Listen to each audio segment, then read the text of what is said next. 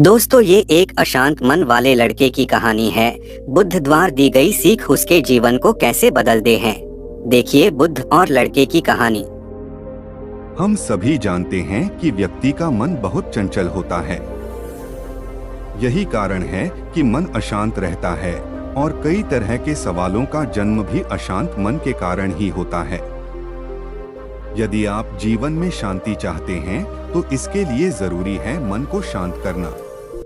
लेकिन मन को शांत कैसे किया जाए? गौतम बुद्ध से जुड़ी इस कहानी के माध्यम से आप जान सकते हैं कि मन को शांत करने का क्या तरीका है। इसमें भगवान गौतम बुद्ध द्वारा मन को शांत करने के आयामों के बारे में बताया गया है। जानते हैं इस कहानी के बारे में जिससे आपका जीवन बदल जाएगा। एक बार एक लड़का गौतम बुद्ध के पास जाकर कहता है, मेरे जीवन में बहुत अशांति है, कृपा करके आप मेरा मार्गदर्शन कीजिए जिससे कि मैं इस अशांति से छुटकारा पा सकूं। गौतम बुद्ध लड़के से जीवन की अशांति का कारण पूछते हैं।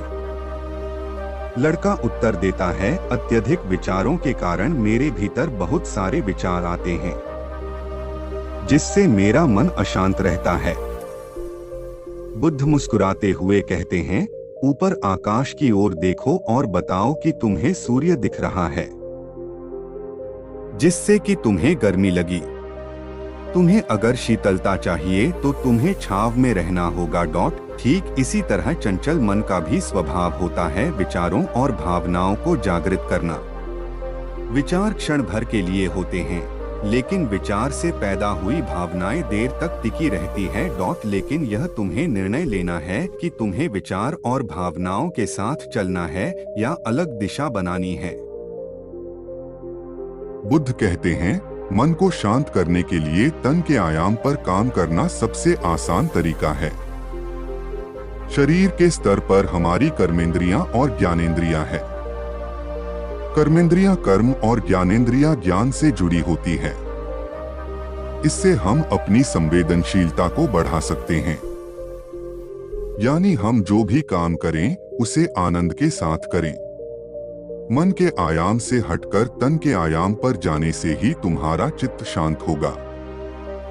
ऐसा करने से तुम मन के आयाम से हटकर शरीर के आयाम पर आ जाओगे, ठीक उसी तरह जैसे तुम धूप से हटकर छांव में आ सकते थे। मन के आयाम से हटने पर तुम्हारी जागरूकता तन पर आ जाएगी।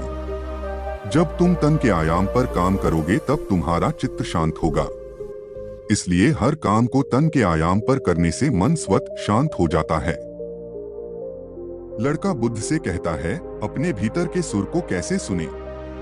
बुद्ध कहते हैं, किसी शांत स्थान पर रहकर जहां शांति हो तब अपनी आंखें बंद करो और मन के भीतर चल रहे शोर से हटकर भीतर के सुर को सुनने की कोशिश करो। सुर निरंतर चलता रहता है, लेकिन बाहर के शोर के कारण तुम अपने मन के भीतर चल रहे सुर को नहीं सुन पाते हो। जब तुम अपने दोनों कानों को अपने हाथों से बंद कर दोगे तभी मन के सुर को सुन पाओगे। इस तरह तुम मन की अशांति से दूर हो जाओगे और तुम्हारा मन शांत हो जाएगा। तो दोस्तों, कैसी लगी ये बुद्ध और लड़के की कहानी? आप भी इसी तरह बुद्ध की इन बातों से सीख लेकर अपने जीवन में आगे बढ़िए। आप भी अपने जीवन के अपने अनुभव को कमेंट बॉक्स में शेयर कर सकते हैं। धन्यवाद।